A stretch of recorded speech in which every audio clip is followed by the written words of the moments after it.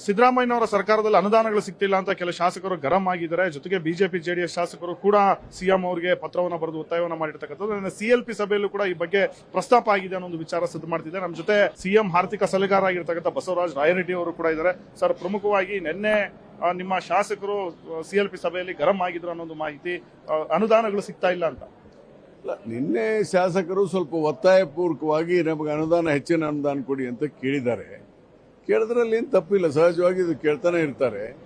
ಆದರೆ ಅವ್ರು ಕೇಳಿದಷ್ಟು ಅನುದಾನವನ್ನ ಸದ್ಯದ ಪರಿಸ್ಥಿತಿಯಲ್ಲಿ ಕೊಡಕ್ ಆಗ್ತಾ ಇಲ್ಲ ಅಂದ್ರೆ ಅದರ ಅರ್ಥ ನಮ್ಮ ಹತ್ರ ಹಣ ಇಲ್ಲ ಅಂತಲ್ಲ. ಸರ್ಕಾರದಲ್ಲಿ ಹಣ ಇದೆ. ಆದ್ರೆ ಏನಾಗಿದೆ, ಎಲ್ಲವೂ ಕೂಡ ಬಜೆಟ್ನಲ್ಲಿ ಏನು ಮಾಡಿದ್ದೇವೆ, ಬಹಳ ಟೈಟ್ ಇಂದ ಮಾಡಿದ್ದೇವೆ. ಯಾಕಂದ್ರೆ ಹಿಂದಿನ ಸರ್ಕಾರ ಎಲ್ಲಾ ಇಲಾಖೆಯಲ್ಲಿ ಹೆಚ್ಚಿನ ಕಾಮಗಾರಿಗಳನ್ನ ಒಪ್ಪಿಗೆ ಕೊಟ್ಬಿಟ್ಟಿದ್ದಾರೆ. ಉದಾಹರಣೆಗೆ ಲೋಕೋಪಯೋಗಿ 28,000 crores works are going on, pending bills ಇದ್ದಂಗೆ ಅದು. ನೆಕ್ಸ್ಟ್ ಇಯರ್ ನಾವು ಈ ವರ್ಷ 12,000 ಕೋಟಿ ಕೊಡ್ತಾ ಇದೀವಿ. ನ್ಯಾಚುರಲಿ 2.5 ವರ್ಷ ಬೇಕಂದ ಮುಗಿಬೇಕಾದ್ರೆ. ಅದೇ ತರ ಮೈನರ್ ಇರಿಗೇಷನ್ 12,000 ಕೋಟಿ ಅಪ್ರೂವಲ್ ಮಾಡಿ ಟೆಂಡರ್ ಕರೆದಿದ್ದಾರೆ. Money is available 2,500 crores. ಯಾಕಂದ್ರೆ ಎಲ್ಲ ಏನಾಗಿತ್ತು, ಹಿಂದೆ ಸಿದ್ದರಾಮಯ್ಯನವರು 2013-18 ಇದ್ದಾಗ ನಮ್ಮ ಹತ್ರ ಹಣ ಎಷ್ಟಿದೆ ಅದನ್ನ 1/3 ಅಪ್ರೂವ್ ಮಾಡ್ತಾ ಇದ್ರು. ಈಗ ಹಂಗಲ್ಲ, 1/6, 1/7 ಮಾಡಿದ್ರೆ ಹಂಗೆ 3 ವರ್ಷದೊಳಗೆ ಎಲ್ಲ ಕಾಮಗಾರಿಗಳು ಮುಗಿಯುವ ಹಾಗೆ ನೋಡ್ಕೋಬೇಕು. ಇವ್ರು 6 ವರ್ಷ 7 ವರ್ಷ ಆಗುವ ಹಾಗೆ ನೋಡ್ಕೊಂಡ್ರೆ ದೊಡ್ಡ ಕಾಮಗಾರಿಗಳು ಮಾಡ್ಕೊಳ್ಳಿ ಸರ್.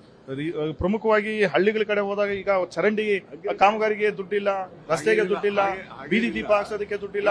ಒಂದು ವರ್ಷ 7 ತಿಂಗಳಾಯ್ತು ನಿಮ್ ಸರ್ಕಾರ ಬಂದು, ಇದುವರೆಗೂ ಕೂಡ ಅಲೆದಾಡ್ತಕ್ಕಂಥ ಪರಿಸ್ಥಿತಿ, ಒಂದೊಂದು ಕೋಟಿಗೂ ಕೂಡ ಅರ್ಧಾಡ್ತಕ್ಕಂಥ ಪರಿಸ್ಥಿತಿ ನಿರ್ಮಾಣ ಆಗಿದೆ. ಆ ತರದ ಪರಿಸ್ಥಿತಿ ನಿರ್ಮಾಣ ಆಗಿಲ್ಲ. That is all A wrong. ಬನ್ನಿ ಹಂಗಾರೆ ನಾವು ಒಂದೊಂದು ಕ್ಷೇತ್ರದಲ್ಲಿ ಎಷ್ಟೆಷ್ಟಿದೆ ಅಂತ ಒಂದು ಬಿಡುಗಡೆನೆ ಮಾಡ್ಲಿಕ್ಕೆ ಹೇಳ್ತೇನೆ.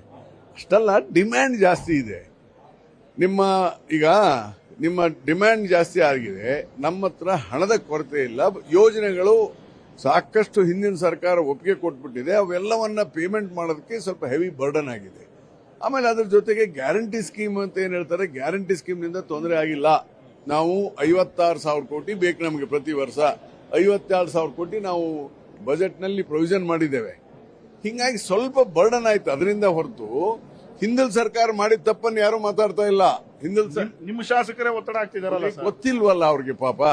1,45,000 ಕೋಟಿ ಕಾಮಗಾರಿ ಮಾಡಿ 40,000 ಕೋಟಿ ಇಟ್ರೆ ಏನಾಗುತ್ತೆ? That's I am telling. ಸ್ವಲ್ಪ ಈ ವರ್ಷ, ನೆಕ್ಸ್ಟ್ ಇಯರ್ ಸ್ವಲ್ಪ ಈಸಿ ಆಗುತ್ತೆ. ಮುಂದಿನ 2 ವರ್ಷ ಮತ್ತೆ ಸಿದ್ದರಾಮಯ್ಯನವರು ಏನು ಫಸ್ಟ್ ಚೀಫ್ ಮಿನಿಸ್ಟರ್ ಆದಾಗ ಒಂದು ಸುವರ್ಣ ಯುಗ ಅಂತ ಏನ್ ಕರಿತೇವೆ, ಆ ಕಾಲ ಬರ್ತದೆ.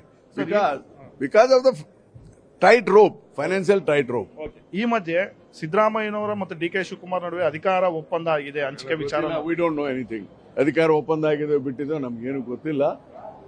ಅದು ಪಕ್ಷದ ಹೈಕಮಾಂಡ್ ಏನ್ ತೀರ್ಮಾನ ತೆಗೆದುಕೊಳ್ಳೋದು ಅದ್ರ ಪ್ರಕಾರ ಬದ್ದಾಗಿರ್ತಾರೆ. ಶಾಸಕಾಂಗ ಸಭೆ ಆಗ್ತದೆ, ಶಾಸಕರು ತೀರ್ಮಾನ ಮಾಡ್ತಾರೆ. I don't know anything about it. Sir, ಈಗ ಮುಂದೆ ಸಚಿವ ಸಂಪುಟ ವಿಸ್ತರಣೆ ಪುನರ್ರಚನೆ ಆಗುತ್ತೆ ಅನ್ನೋ ಒಂದು ವಿಚಾರ ಇದೆ. ಹಾಗಾಗಿ ತಾವು ಕೂಡ ಸಂಪುಟದಲ್ಲಿ ಸೇರೋ ಒಂದು ಆಕಾಂಕ್ಷೆ ಇದೆಯಾ? ನನಗೆ ಗೊತ್ತಿಲ್ಲ. ಸಿದ್ದರಾಮಯ್ಯನವರು ಬಿಟ್ಟಿದ್ದು, ಪಕ್ಷಕ್ಕೆ ಬಿಟ್ಟಿದ್ದು.